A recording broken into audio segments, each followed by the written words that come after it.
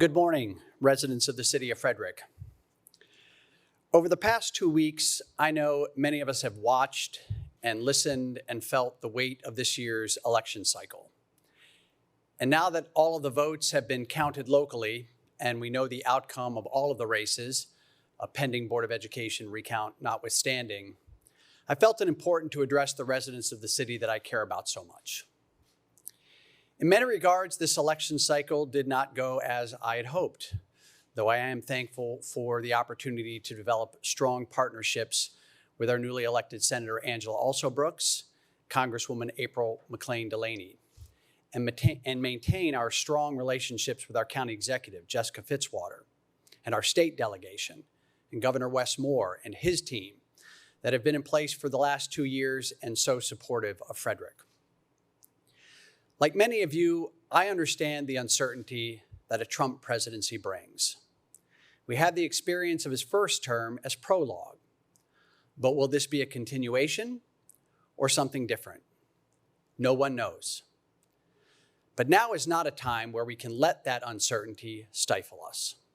Now is the time where we in the city of Frederick will meet the moment. As Vice President Harris reminded us so powerfully in her concession speech, now is the time we must be organized, energized, and engaged. And to that, we here in Frederick would add focused. Focused on protecting our residents, focused on the work ahead, and focused on upholding the values we hold dear in this community specifically. Some may see that as a political message. It is not. It is a patriotic one. While we cannot predict every policy or action this administration may take, we have seen enough to know our path forward here in Frederick is clear. We will be steadfast in ensuring that our city continues to be a place where everyone feels safe, respected, and protected over the coming 4 years. First and foremost, I want to make clear to our immigrant community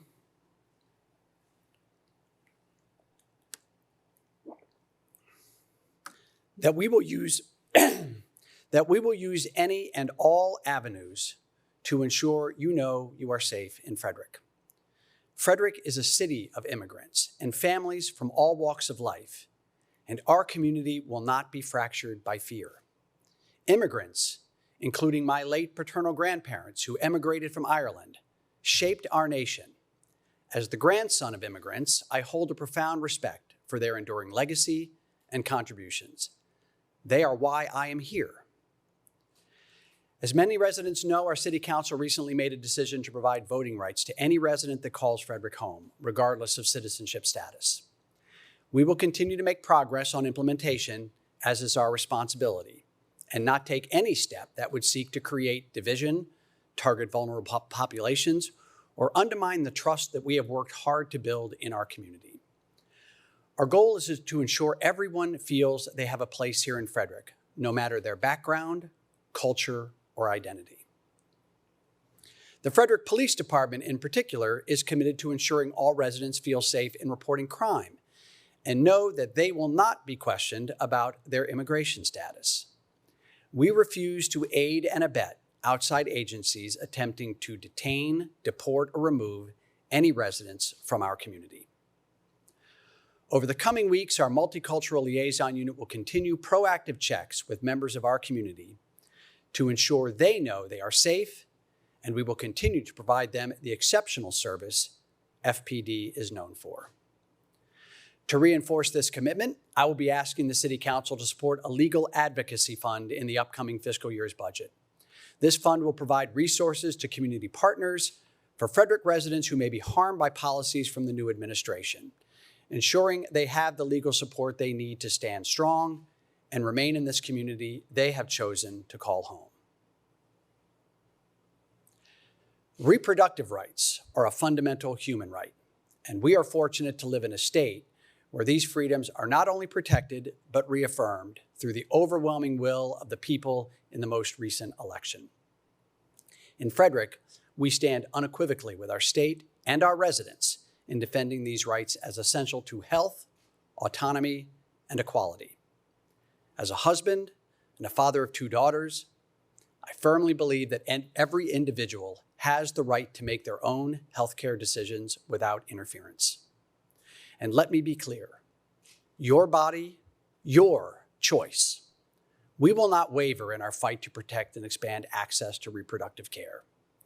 As threats to these freedoms persist across the nation and have been rejected whenever the people, rather than politicians, speak, Frederick will continue to lead by example, ensuring our community remains a place where justice, equity, and dignity are upheld for all. Like many in our city, these election results have me concerned with the direction of public education broadly and its role in turn for our students' future. Locally, I'm holding out hope for the results of the recount that has been requested by former Alderman and colleague Josh Bokey. And while our city does not directly oversee schools or school policy, I want to stress my desire for a strong public education system that works for, as Superintendent Dr. Cheryl Dyson would say, every child, every day. Our community, and more importantly, our youth, has my commitment that I will use the power of my office in whatever way I can to support and uphold policies at the Board of Education that support our students' well-being. The city has worked tirelessly in the last 2 years to support brighter futures for our youth and expanding opportunity, establishing apprenticeship and fellowship programs, and working with Frederick County and the Oshman Family Foundation to develop a youth center. We cannot allow regressive, anti-education policies that will damage our collective hope for the future, our young people, to take hold in Frederick. We know there are many residents in our LGBTQ+ community who are fearful of what may come. In the 2 weeks since the election, one national LGBTQ+ advocacy organization reported experiencing a 700% increase in crisis calls to their hotline. I want our LGBTQ+ community to know that you are safe in Frederick. In fact, about an hour ago, the Human Rights Campaign released their 2024 Municipal Equity Index, and for the 7th consecutive year, Frederick earned the highest score possible, a perfect 100, for our ongoing efforts to ensure equal treatment of members of the lesbian, gay, bisexual, transgender, and queer community. Being a safe, inclusive community is a distinction I am immensely proud of, and our residents have my commitment that we will maintain that perfect score, and we will continue to be a safe, inclusive community for anyone as long as I am the mayor. My office has heard from many of our own residents over the last couple of weeks, increasing numbers of stories of individuals experiencing mental health crises in response to the uncertainty we all face. While the city may not be able to provide direct mental health support to all at this time, I will be asking our city council support for a mental health services fund in this upcoming budget to partner with providers to offer mental health support to those who are struggling. It will build on the crisis response model our police department launched several years ago, as well as the resiliency and wellness support being added in the police department as a model for our city to support our own employees. As a city, we also realize the role we play as a partner in amplifying the services of our local providers. To that end, I am directing staff to develop a web page and social media campaign that highlights resources for individuals who may be in distress. If you are struggling, the City of Frederick and I want you to know there are many people and resources who are here for you. Some of our residents have asked me what they can do as we face this uncertainty. And my answer to them is where we often find our answers: community. Get out from behind the screens and talk to your neighbors. Get plugged in locally, face to face, and work with and in your neighborhoods and city. In Frederick, we are proud to stand together despite differences, and we need to do that now more than ever. I want to listen to you. Together is the only way we will bridge this gap of uncertainty. In that spirit, I have directed our communications team over the coming weeks and months to develop a series of town halls to bring together leaders from various sectors, including the immigrant community, our LGBTQ+ community, our business community, our Black community, and service providers, among many others. These town halls will not only provide a platform to hear concerns, but also serve as an opportunity to foster collaboration, develop actionable solutions, and reinforce Frederick's identity as a thriving, safe, and inclusive place to call home. By addressing these challenges head-on and empowering diverse voices, we aim to strengthen community resilience and ensure that Frederick remains a model of equity and unity during uncertain times.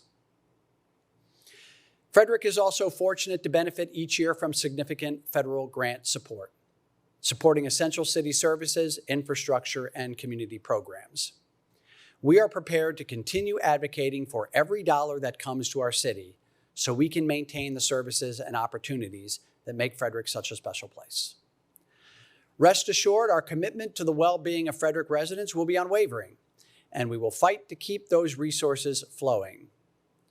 In 2018, the City of Frederick embarked on a disparity study regarding our contracting processes and city spending. The result of that study exposed issues in our procurement processes with regards to our lack of contracting with minority and women-owned businesses. Over the last 4 years, and with the help and support of the City Council, we've implemented what I believe to be one of the best small government procurement processes in the country, with ambitious goals for contracting with minority and women-owned businesses. While the President-elect has indicated a desire to eliminate these kinds of practices, I unequivocally stand by our program, and we will do everything in my power to maintain our MWBE and SBR programs for contracting to ensure that city spending supports the diverse business opportunities present in our community. Additionally, in my capacity as president of the Maryland Municipal League, and as of yesterday, an incoming vice chair of the Human Development Federal Advocacy Committee with the National League of Cities, I will leverage the relationships with elected officials around the state and across the country to ensure we are doing everything in our power to protect our most vulnerable residents. Towns and cities like Frederick are the places where the work that most directly affect people every day gets done.